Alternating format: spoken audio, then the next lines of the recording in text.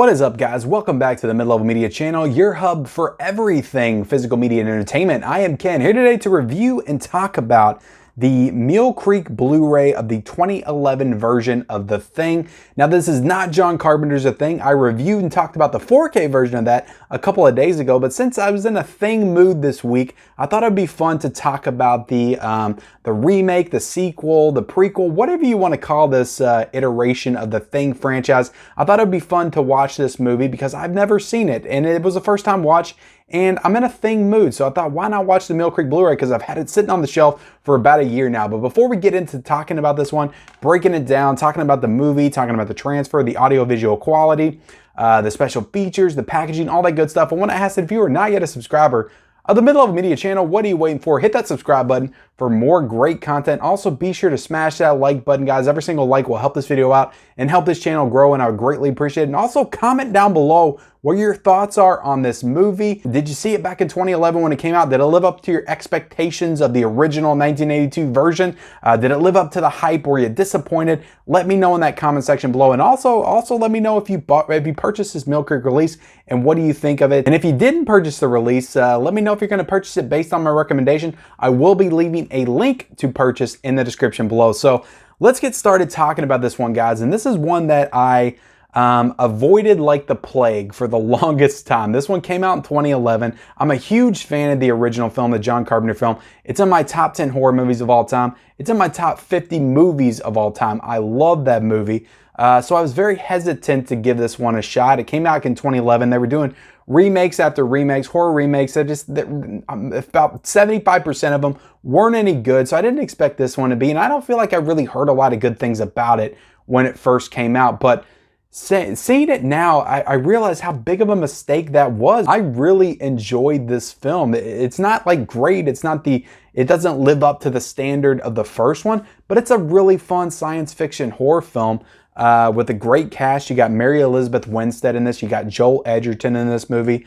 You know, back in 2010, so it was before Joel Edgerton really got big, or at least as big as he is now as far as an actor and director and all that other stuff. Mary Elizabeth Winstead was pretty big as a star back in 2011. You know, she had Scott Pilgrim the year before. So yeah, a great cast in this one. You got some other cool people. Tormund from Game of Thrones is in this movie, among others that I recognize. And yeah, there's a few others that I recognize. So a really fun cast in this that I appreciated. Also, the director, whose name is Matthijs van Henningen Jr., which I'm sure I butchered that name, but I'm sorry, I'm terrible with names. He did a really decent job of directing this movie, and he doesn't really have a lot of credits to big movies. This is pretty much the biggest thing that he ever did. But I think he did a really good job of kind of mimicking the tension and the horror that John Carpenter established in the first one, and just kind of carrying over that lore into this installment. So I thought he did a good job. I thought this movie was just super fun and entertaining. It was definitely kind of more like the popcorn blockbuster action version of The Thing. Like it had some tension in it, but definitely not as much tension and atmosphere and just dread that first one did. Just like the suspense in the first Thing is just off the charts. Like you're on the edge of your seat the entire time. They're pretty quick to kind of get into the action and get into the real meat of the story. You know, the creatures are attacking people literally in like the first 10 minutes of this movie. So it doesn't take long for things to ramp up in this. So you don't really feel that tension that was present in the 1982 version. It doesn't necessarily make it a bad movie. It just doesn't make it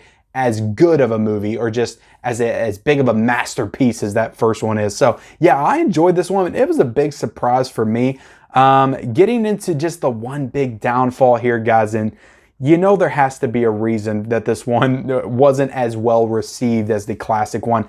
And that is because the big thing about John Carpenter's The Thing is the use of practical effects and just the mastery and the artistry that went into creating those very real looking practical effects back in 1982 that still hold up to this day. In this movie, there are some practical effects. The only problem is they pretty much drown out all of it with an overuse of CGI that just looks pretty ridiculous by today's standards. And that's the thing is, with the CGI, you know, I notice it every time I watch I Am Legend with Will Smith. Same issue. The creatures in that they look, it's such an overuse of CGI. It's not toned down in the slightest, that everything just looks fake. It looks like PS2, PS3 level graphics right there. It sticks out like a sore thumb with the CGI, and it does here as well. So yeah, that entire era of CGI, where I understand why they used it back then, but that mid-2000s to early 2010s, technology has just gotten leaps and bounds better in 10 years, but you can't escape it in that mid-2000s to 2010s era. It just doesn't look good. And anything that used it in that time period, its legacy is going to suffer for it. So yeah, it's not the worst CGI, but it's just, I don't know, it's just not good. It's almost like you're watching a cartoon in certain parts of this movie. So yeah, it definitely sticks out like a sore thumb though, and really brings down the quality of this film for me. So you know, as far as the effects, so there are some moments of practicality with the effects,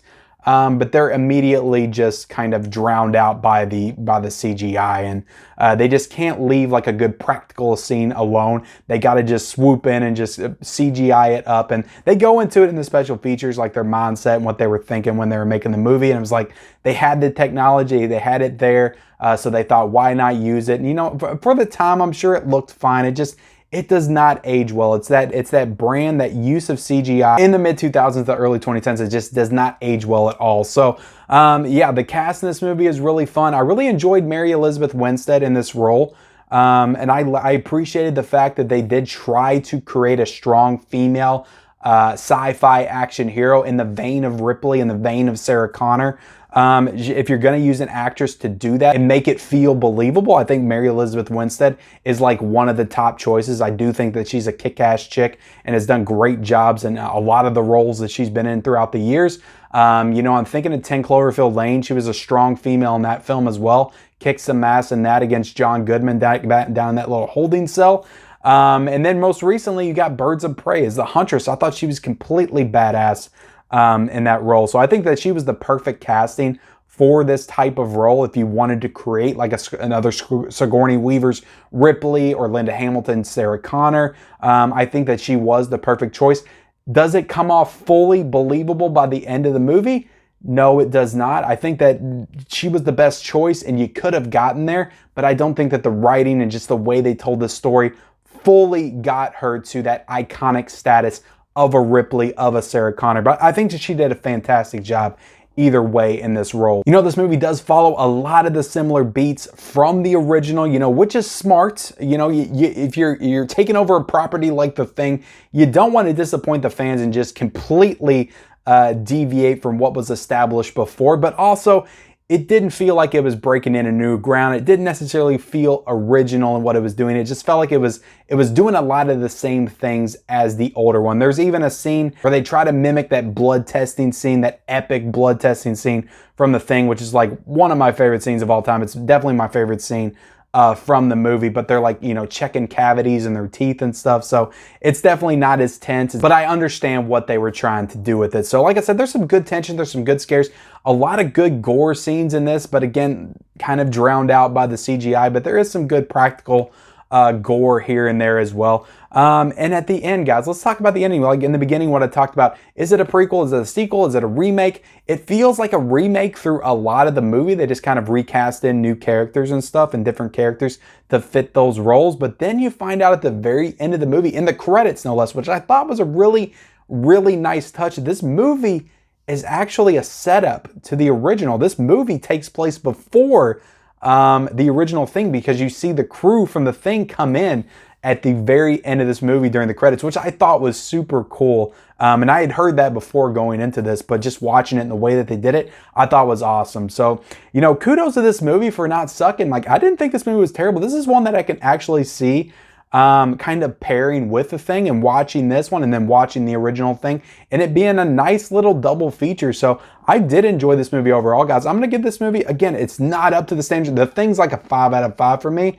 but this is a really good movie, a solid movie. I'll give this a 3.5 out of 5. This is one that I really enjoyed. And if you haven't seen it, I definitely recommend that you watch it. So getting into the MILLCREEK transfer, guys. MILLCREEK's not necessarily known for their stellar transfers, but I thought they did a pretty good job on this release. Everything looked clean, it looked nice. The transfer was solid overall, so no issues there. The audio solid as well. You got a DTS HD Master Audio 5.1, so definitely a great job on the audio for MILLCREEK. And now as far as the special features, they ported over the special features from the 2011 Blu-ray that came out, and those Blu-rays are sold out. You cannot get those on Amazon.com right now. I'm sure you can get them on eBay.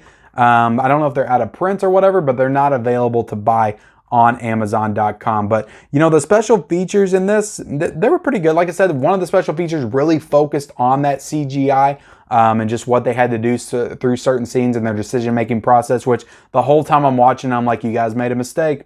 You made a mistake. You should have went practical here. You should have went practical. But they went into kind of their decision-making process and why they went CGI over practical in certain sequences. So it's kind of funny to watch in hindsight, I guess, because I think they came out with that back in 2010 or 2011. I keep wanting to say 2010. It's because on the back of this release, it says 2010 at the bottom. But on IMDb, it says 2011. So I'm pretty sure this one came out in 2011. But yeah, there's the one about fire and ice. There's some deleted extended scenes. There's a trailer. So some good an audio commentary as well with the director and the producer. So there's some really good special features in this release. So it's nothing new. They were all ported over from previous releases. So as far as the packaging, guys, can't complain about the packaging. It's nice packaging. I do like that artwork on the front. It's the same artwork as the original cover, I think, but no slipcover with this. Right here, guys, you got some disc artwork, which is always appreciated on any release. So at the end of the day, guys, right now on Amazon.com, this is $8.99. I'd say this is absolutely worth it for $8.99. Pick this one up. It's super fun, especially if you've never seen it, especially if you want a nice little double feature with the thing. I think they pair together perfectly, kind of like Rogue One and Star Wars A New Hope just kind of went together perfectly. I got that same feeling with this movie. So a high recommendation for this. Again, it's not The Thing. It's not the 1982 version. Don't go into it expecting that, but I did enjoy this one. With that, guys, I hope you enjoyed my review of The Thing from 2011. Please be sure, guys, to like this video. Also, comment down below your thoughts on The Thing. Be sure to subscribe to my channel if you haven't already, and turn on all those bell notifications for all future videos, and we'll see you next time.